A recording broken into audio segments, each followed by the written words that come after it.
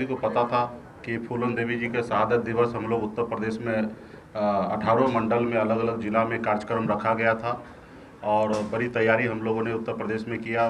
पटना से प्रतिमा बन के उत्तर प्रदेश पहुंचा, लेकिन सरकार एंड टाइम पे प्रतिमा नहीं स्थापित हो या माल्यार्पण ना हो, उसके लिए उन्होंने सब जगह कैंसिल कर दिया कार्यक्रम और कोई भी कार्यक्रम करने का अनुमति नहीं दिया गया।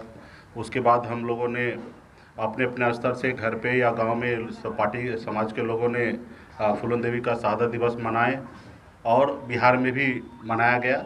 लेकिन मेरा कार्यक्रम पहले से ही रद्द था, उसके बावजूद भी मैंने रिक्वेस्ट किया कि बनारस में मेरा पहले से आना तय था तो एक प्रेस कॉन्फ्रेंस किया जाए।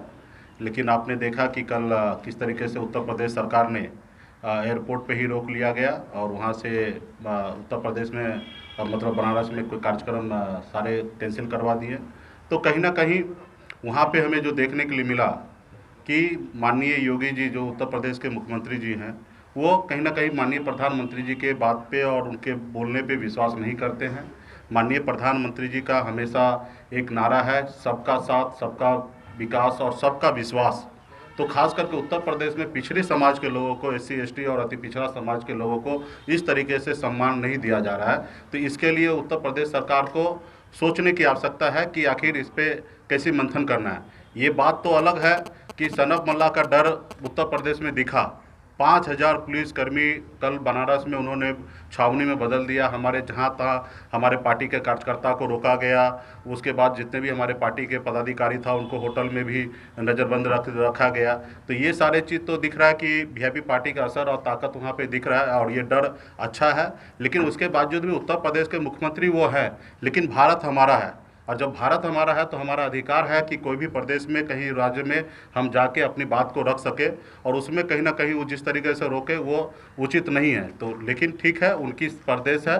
तो हम लोगों ने आने वाले समय में उत्तर प्रदेश में 165 सीट पे चुनाव लड़ेंगे, मजबूती से हम अपनी सरकार बनाएंगे और जब आने वाले समय में सिर्फ 18 मंडल नहीं 75 जिला में फूलन देवी जी का प्रतिमा लगे, ऐसे हम लोग आने वाले समय में काम करेंगे। आज जैसे हमने बिहार में अपनी सरकार बनाया है और हमारी सरकार रहने के बाद आज बिहार में NDA की सरकार है और बिहार में भी कार्यक्रम हुआ, बेगूसराय में, दरभंगा में, मुजफ्फरपुर में। तो बिहार में प्रतिमा भी लगा और माल्यार्पण भी हुआ, कहीं पे कोई किंतु परंतु नहीं, इशू नहीं हुआ, क्योंकि ये बिहार में NDA की सरकार है, VIP पार्टी की सरकार है और हम लोगों ने शांतिपूर्ण यहाँ पे कार्यक्रम किया और इसी कार्यक्रम को आने वाले समय में भी हम लोग करेंगे। लेकिन मैं अभी भी योगी जी से कहूँगा कि जाति विशेष ना सोचकर सबके साथ देकर सबको भरोसे में लेकर काम करें और मैं चाहूँगा कि पिछड़े समाज का वहाँ पे सुना जाए। सरकार क्योंकि हम बिहार में NDA के साथ है, हमारे बिहार में ही सिर्फ संबंध है, बिहार से बाहर हमारी संबंध नहीं है। हमारी सोच है कि बिहार में, झारखंड में, उत्तर प्रदेश में, उड़ीसा में, बंगाल के कुछ हिस्से में पार्टी को मजबूत करेंगे ताकि 2024 में हम 2024 में ज़्यादा से ज़्यादा सांसद पहुंचाएंगे। और हमारी जो मुख्य मांग है निषाद समाज को आरक्षण लागू करवाना, आरक्षण तो पहले से मिल रहा है लेकिन लागू नहीं है कुछ प्रदेशों में, जैसे दिल्ली में या बंगाल में आरक्षण लागू है लेकिन बिहार में, झारखंड में, उत्तर प्रदेश में नहीं लागू है। तो हमारे से प्रदेश में लागू कराने के लिए हमें दिल्ली पहुंचना है और दिल्ली आप सबको पता है कि उत्तर प्रदेश होके पहुंचते हैं। तो हम लोग उत्तर प्रदेश में मजबूती से 2022 में चुनाव लड़कर और उत्तर प्रदेश दिल्ली पहुँचेंगे और हम अपने समाज का जो आरक्षण की बात है वो पूरा हम लोग करेंगे। तो इसके लिए और मैं योगी सरकार को कहना चाहूँगा कि भविष्य में ध्यान रखें, इस तरीके से किसी प्रदेश के नेता को, मंत्री को इस तरीके से कस्टडी में ले लेना, ये मुझे लगता है कि सही नहीं है। अगर ऐसा ही रहा तो एक दो नहीं सैकड़ों हम बिहार राज्य में भी दूसरे प्रदेश से नेता को आने से मना कर सकते हैं, लेकिन हम बिहार प्रदेश में माननीय मुख्यमंत्री जी के नेतृत्व में सरकार चल रहा है और मैं नहीं चाहूँगा कि इस तरीके से किसी भी नेता को बिहार प्रदेश में अपमानित हो या उसको हम लोग रोक ले, तो ये कहीं ना कहीं अच्छा नहीं है। तो ऐसा अगर हो तो फिर तो पूरे भारत में एक दूसरे को नेता को रोका जाएगा, तो ये सही नहीं है, ये परंपरा सही नहीं है। योगी जी को इस पर विचार करें। अब बगैर कोई कारण का और एक व्यक्ति को से डर से अगर इस तरीके से आपका लॉ एंड ऑर्डर बिगड़ सकता है तो फिर आप कैसे सरकार चला रहे हैं? फिर तो आपको सोचना है, आपको विचार करना है कि आपको इतने बड़े प्रदेश का मुखिया आप कैसे बने हैं। तो इसके लिए आपको हर नेता को, हर जनता को आपको सुरक्षा देना आपका काम है। आप सरकार में हैं, आज जैसे हम लोग सरकार में, तो हमारा हर एक जवाबदेही हम पे बनता है, माननीय मुख्यमंत्री नीतीश कुमार जी पे बनता है कि बिहार के हर एक नागरिक को सुरक्षा देना। उसी तरीके से उत्तर प्रदेश सरकार का भी बनता है। तो कहीं ना कहीं हमें ये देखने के लिए नहीं मिला। भविष्य में भी इसी तरीके से बहुत सारा कार्यक्रम होगा। अगर ऐसे अगर किसी प्रदेश का मुखिया का अगर ऐसा मनमाना हुआ तो ये तो भविष्य में अच्छा नहीं रहेगा कोई भी प्रदेश के लिए, कोई भी राजनेता के लिए।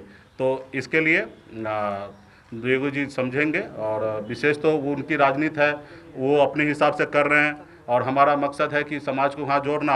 अब मुझे लगता है कि जब कल अगर 18 मंडल में कार्यक्रम होता तो जितना समाज कल यूनाइट हुआ उतना शायद नहीं होता। कल पूरे भारत के निसाथ जो फूलन देवी को मानने वाले लोग हैं, सब लोग एक मंच पर, एक प्लेटफॉर्म पे आए हैं। फूलन देवी